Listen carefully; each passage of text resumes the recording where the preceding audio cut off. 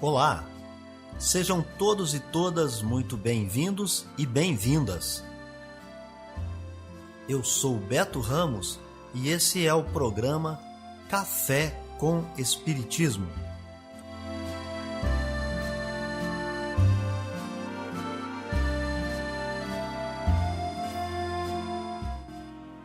Um programa diário que aborda temas da filosofia, de conhecimentos gerais e de espiritismo. A verdade é o conhecimento que liberta.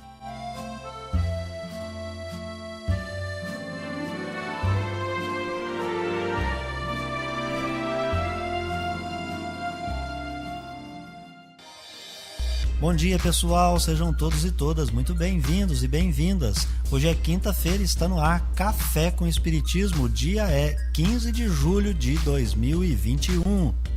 Notícias, informações, dicas importantes e mensagens você acompanha só aqui no Café com Espiritismo.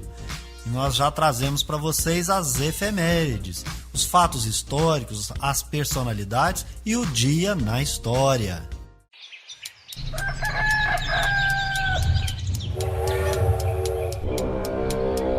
Dia na história.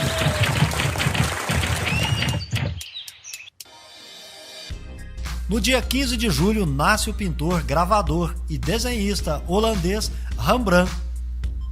É nessa ocasião que nasce o guitarrista e compositor norte-americano Joe Satriani.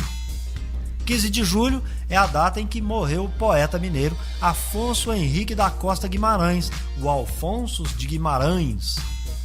Nasce em 15 de julho o cantor, compositor e guitarrista mineiro Samuel Rosa. É no dia 15 de julho que foi sancionada a lei que restringe o uso e a propaganda do fumo e das bebidas alcoólicas. É nessa ocasião, 15 de julho, que se comemora o Dia Mundial das Habilidades dos Jovens, uma data proposta pela Organização das Nações Unidas. Viver bem. Dicas de como conviver harmoniosamente em todas as fases da vida. Para você que busca sua melhora individual, temos dicas de esportes, alimentação saudável, leitura edificante, hábitos espíritas e profissões. Viva bem e favoreça sua saúde física, mental e espiritual. Hoje nossas dicas são hábitos espíritas saudáveis. Durma bem. Dormir bem é uma dica bastante valiosa. Repousar seu corpo por 6 a 8 horas de sono diárias livrará você de muitos males, inclusive doenças, e ainda te deixa com as energias carregadas para viver o dia seguinte. Cuide também da sua saúde mental. É bastante saudável se livrar de problemas desnecessários. Comece focando no que é importante fazer e pensar para se manter em perfeito equilíbrio mental e emocional. Verifique quais são os problemas que devem ser resolvidos por você e aqueles que devem ser resolvidos pelos outros. Medite sempre se não há uma atração desnecessária de responsabilidade ou desleixo com as mesmas. Livre sua mente dos pensamentos ruins e pessimistas. Seja generoso e não sinta vergonha de experimentar a paz interior que esse hábito provoca. O bem-estar provoca o aumento de hormônios da satisfação, deixando você cada dia mais feliz e realizado, potencializando sua capacidade de fazer mais e melhor. Crie o hábito de leitura. Livros são poderosas fontes de transformação para o nosso interior e justamente por isso necessitamos manter contato com obras literárias que estimulem os bons sentimentos e nos despertem para dignificantes realizações. Além do que é possível absorver de conteúdo, o tipo de leitura que realizamos nos coloca em relação com as companhias que atraímos. Escolher um bom livro com assuntos elevados nos possibilita agir como um catalisador do bem. Os assuntos relevantes produzem bons pensamentos, que produzem bons sentimentos, que nos proporcionam a companhia dos bons espíritos. Notícias do Brasil e do mundo é aqui no Café com Jornal. A seleção feminina de tênis de mesa já está no Japão. As brasileiras estão reunidas na cidade de Hamamatsu, a 250 quilômetros de Tóquio, a sede da Olimpíada, onde vão estrear a partir do próximo dia 24. A reta final da preparação rumo à capital japonesa foi impactada pela pandemia do novo coronavírus, que tornou escassos os torneios internacionais. Por isso, as jogadoras são unânimes. Teria sido ainda mais difícil se elas não estivessem atuando nas ligas nacionais pelos clubes que defendem na Europa. Jéssica Yamada, número 2 do Brasil, é a mais experiente do grupo quando o assunto é jogar no velho continente. Já são 9 anos por lá. O último deles, parte na Suécia, parte na Espanha. A vantagem de você jogar liga é você estar em contato com atletas de bom nível o tempo todo, né? Então você estar em contato com esse nível é muito importante para a gente poder se manter ativa. E nesse momento de pandemia, a liga realmente nos salvou. Como é que a gente poderia competir contra esse nível se não estava tendo evento, né? Então a liga foi realmente uma salvação para todas nós, tanto na parte de jogos quanto de treino, de financeiro, tudo, né? Por outro lado, Jéssica é a novata na seleção no quesito Olimpíada. Em Tóquio, ela disputará o evento pela primeira vez. A veterana da vez é Carol Kumahara, que vai se igualar a Lígia Silva, com quem atuou em Londres 2012 como a brasileira com mais participações olímpicas no tênis de mesa. Não vai ter uma Olimpíada igual no Brasil em nenhum outro lugar do mundo. Eu acho que a vibe do brasileiro é algo realmente especial, assim. Por exemplo, os asiáticos, algo bem diferente, assim. Acho que eles se assustaram um pouco, sabe? Eu acho que em termos de experiência em Olimpíada, a gente que tá sempre jogando nos torneios acaba não fazendo muita diferença, assim. Da equipe feminina que representou o Brasil em 2016, outra remanescente é Bruna Takahashi. Na última edição ela tinha apenas 16 anos, mesma idade da irmã, Julia Takahashi, que também vai a Tóquio, mas como reserva da seleção. Desta vez, Bruna chega como a número 1 do país no tênis de mesa e uma das 50 melhores do mundo. Eu joguei só um jogo no Rio de 2016, que foi contra a número 1 do ranking. Então, pode dizer que não foi nada fácil o jogo, mas eu gostei muito da atmosfera de estar jogando. Eu encarei ela como se qualquer outra jogadora, vou estar mais preparada mentalmente. De jogo eu não tenho nada a dizer, eu sempre luto de igual para igual. O tênis de mesa olímpico será disputado no ginásio metropolitano de Tóquio. O torneio individual feminino vai até o dia 29, com Bruna e Jéssica representando o Brasil. A disputa por equipes ocorre de 1º a 5 de agosto. Lincoln Chaves, de São Paulo, para a Rádio Nacional. Há muito tempo vem sendo discutido no cenário olímpico a questão de gênero. Hoje foi anunciado pelo Comitê Olímpico Internacional que o juramento passou por adaptações. Na abertura dos Jogos de Tóquio, serão 6 pessoas a participar desse momento, que é muito destacado na abertura. Serão 2 atletas, 2 técnicos e 2 juízes, um de cada gênero. Nas edições anteriores, só homens faziam o juramento. O conteúdo também foi alterado, sendo incluída a palavra igualdade. A parte do texto fica assim, abre aspas, prometemos participar desses Jogos Olímpicos respeitando e acatando as regras e dentro do espírito de fair play, inclusão e igualdade. Juntos somos solidários e nos comprometemos com o esporte sem doping, sem trapaça, sem qualquer forma de discriminação. Fazemos isso para a honra de nossas equipes, em respeito aos princípios fundamentais do olimpismo e para tornar o mundo um lugar melhor por meio do esporte. Fecha aspas. Da equipe de esporte, Wagner Gomes.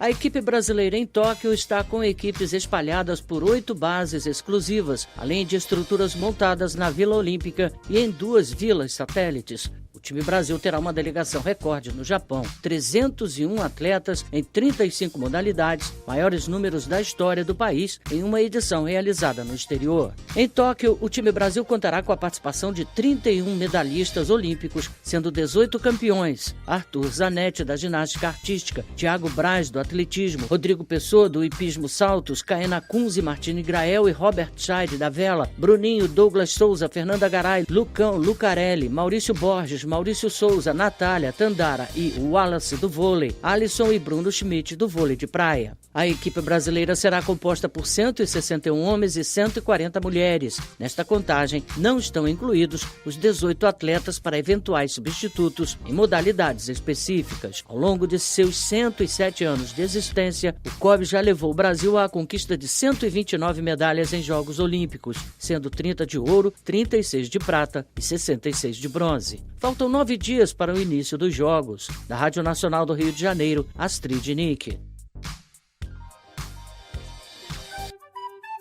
Amor à sabedoria. Está no ar o Filosofando. Em geral, a maioria das pessoas sempre está ocupada demais para se debruçar sobre pensamentos classificados como filosóficos. Isso acontece porque elas são obrigadas a consumir o tempo na luta diária da vida, ou então porque preferem viver sua aprazível e tranquila rotina. Mas, em algumas raras ocasiões, uns poucos indivíduos incomodados e irritantes, que além de tudo têm tempo de sobra para gastar, se põem a fazer umas tantas perguntas que parecem super óbvias, mas cujas respostas não são nem um pouco. Qual é a natureza da realidade? O que vem a ser efetivamente a existência humana? O que são esses seres humanos? O que existe de especial e de específico na mente humana e na consciência?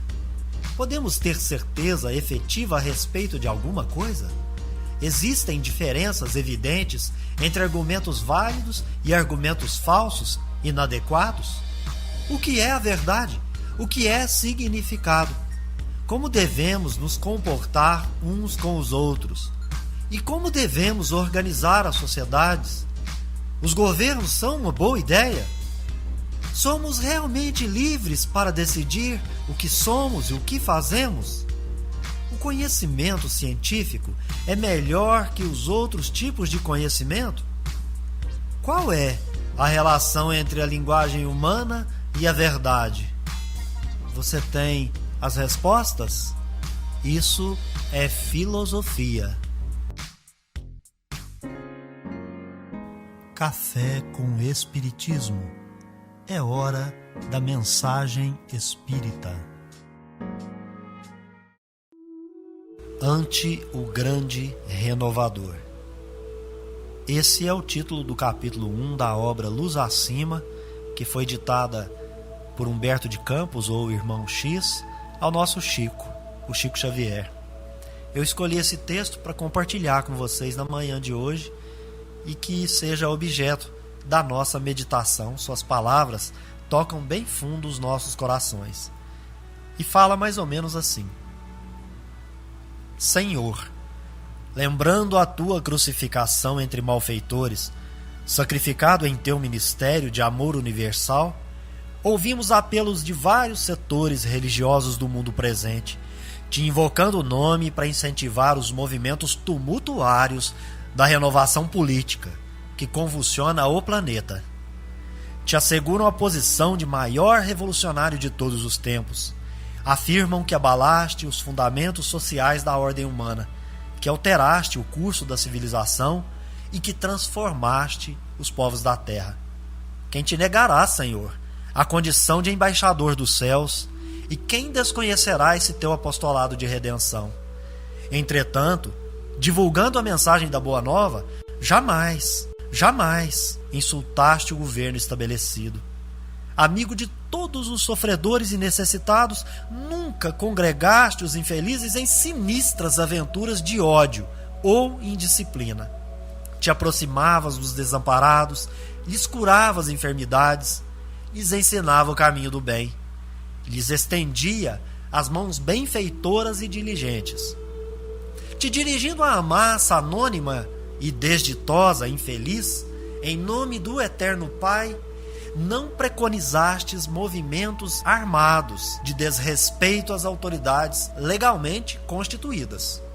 Ao contrário do incitamento à revolta, recomendavas que a lei de Moisés fosse respeitada, que os sacerdotes dignos fossem honrados, afirmando que o reino de Deus não surgiria com aparências exteriores, mas sim com a elevação espiritual do ser humano de qualquer raça ou nacionalidade, sinceramente interessado em aproveitar os dons divinos. Expondo os princípios superiores ao coração popular, não disputaste lugar saliente junto ao romano dominador a pretexto de patrocinar a liberdade, e sim aconselhaste acatamento a César com a obrigação de se resgatar aquele tributo que se lhe devia.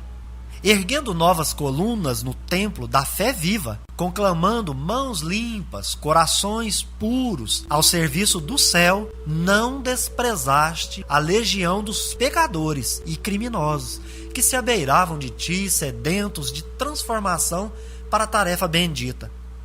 Não falastes a eles de uma tribuna dourada, acentuando fronteiras de separação. Comungaste com todos no caminho da vida a pleno chão, abraçando leprosos e delinquentes avarentos e rixosos, homens e mulheres infelizes. Não impunhas, no entanto, qualquer compromisso que envolvesse a administração dos interesses públicos, nem traçavas, com palavras astutas, qualquer insinuação ao desespero. Pedias tão somente renovassem o coração, para que a luz do reino lhes penetrasse as profundidades do ser.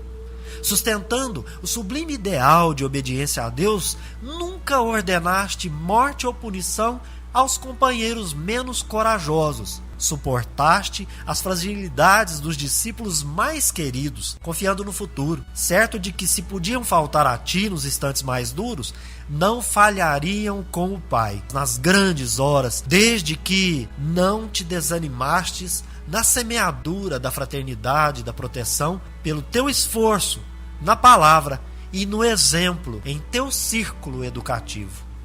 Se confiavas num mundo vasto onde reinaria a solidariedade nas relações humanas, jamais tentaste apressar diretrizes absolutas pelo império da força. Começaste sempre a propaganda dos propósitos divinos em ti mesmo, revelando o próprio coração, cultivando o trabalho e a esperança, com suprema fidelidade ao poder mais alto, que marcou a estação adequada à semente e à germinação, à flor e ao fruto. Em momento algum, mobilizaste a violência, alegando necessidades de serviço superior. E em todo o teu apostolado jamais desdenhaste o menor ensejo de amparar o próximo, o edificando. Para isso, abraçaste os velhos, os doentes, os deserdados, os tristes, os aleijados e as criancinhas. Nunca disseste, Senhor, que os discípulos deveriam dominar em Roma para ser úteis na Judéia, nem prometestes primeiros lugares nas estradas da glória àqueles companheiros diletos, ainda mesmo em se tratando de João e Tiago, que te foram amigos carinhosos. Mas garantiste a vitória sublime a todos os homens que se fizessem devotados servos dos seus semelhantes, por amor ao Pai Celestial. Invariavelmente solicitaste socorro e proteção, desculpas e auxílios para os que te perseguiam gratuitamente, irônicos e ingratos. Tua ordem era de amor e paz para que todo o espírito se converta ao infinito bem. Hoje, contudo, se improvisam guerras sanguinolentas e sobram discórdias em teu nome. Há companheiros que disputam situações de relevo a fim de servirem à tua causa, como se o sacrifício pessoal não constituísse a tua senha na obra redentora. Outros te recordam os ensinos para justificar a inconformação e a desordem. Sim, foste em verdade o grande renovador. Transformaste os séculos e as nações, trabalhando e perdoando, ajudando e servindo, esperando e amando sempre. Certo dia, na praça pública, quando ficaste a sós com a humilde e infortunada irmã que se vira fustigada pelo populacho ignorante, lhe perguntaste emocionadamente: mulher, onde estão os perseguidores que te acusam? Hoje, mestre, lamentando embora o tempo que também perdi na terra, iludido e envenenado quanto os outros homens, te lembrando ainda na cruz afrontosa, sozinho, em tua exemplificação de amor e renúncia, abnegação e martírio, ouso te interrogar com as lágrimas do meu profundo arrependimento. Senhor, onde estão os renovadores que te acompanham?